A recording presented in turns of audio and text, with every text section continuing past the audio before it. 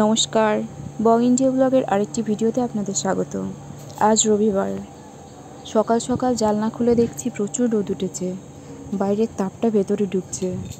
এখন আর দিনের বেলায় জানলাগুলো খুলে রাখা যায় না, জানলার কাচগুলো কেমন গরম হয়ে যায়। আর ঘরের তাপমাত্রাটা এত বেশি বেড়ে যায় যে দিনের বেলা ঘরে থাকা যায় না। অন্যবার মার্চ এপ্রিল মাসের দিকে একটু বৃষ্টি টিষ্টি হয়, ঝড় হয়। এবার পুরো এপ্রিল মাসটা চলে গেল, বৃষ্টির কোনো দেখাই নেই। আর সামনের এক সপ্তাহ কোনো বৃষ্টির পূর্বাভাসও নেই, তাই তাপমাত্রা আরও বাড়তে পারে।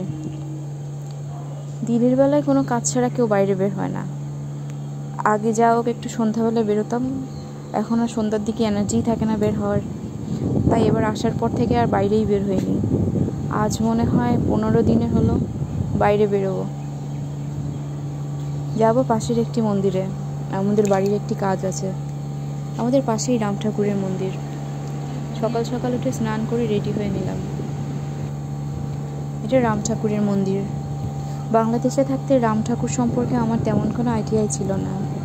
আমি রাম সম্পর্কে শুধু জানতাম ভগবান শ্রীরামের কথা। আর এখানে এসে শুনলাম রাম ঠাকুর নামে আমাদের একজন সাধক আছেন। উনি 19 শতকের সাধক। পরে জানলাম ওনার জন্ম বাংলাদেশের ফরিদপুর জেলায়। দেশে বিদেশে ওনার অনেক শিষ্য আছে। বাংলাদেশের চট্টগ্রামে কৈবল্যনাথ ধাম বলে ওনার একটি ধাম আছে। ওনাকে অনেকে কৈবল্যনাথ নামেই চেনে। এখানে বৈশাখ মাসে অক্ষয় তৃতীয়ার আগে 7 দিনব্যাপী ওনার অনুষ্ঠান হয়। 7 দিনব্যাপী নামযজ্ঞ আর লাস্টের দিন মহাপ্রসাদ বিতরণ। উনি শ্রীকৃষ্ণেরই সাধক ছিলেন, শ্রীকৃষ্ণেরই নাম করতেন হয়তো, সেজন্য এখানে মহানামযজ্ঞই দেওয়া হয়। এখানে আমাদের বাড়ির পাশেই এই মন্দিরটা, রাম ঠাকুরের মন্দির।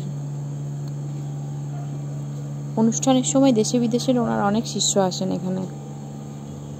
ভারতের বিভিন্ন জায়গায় ওনার অনেক শিষ্য আছে এবং ওনার অনেক বড় বড় মন্দিরও আছে, যেমন যাদবপুরে আছে।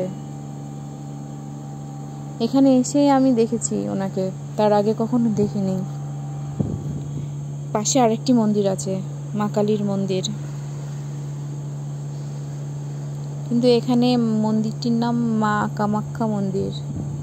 এখানকার মা এত মমতাময়ী যে দেখলেই মনে আনন্দ হয়।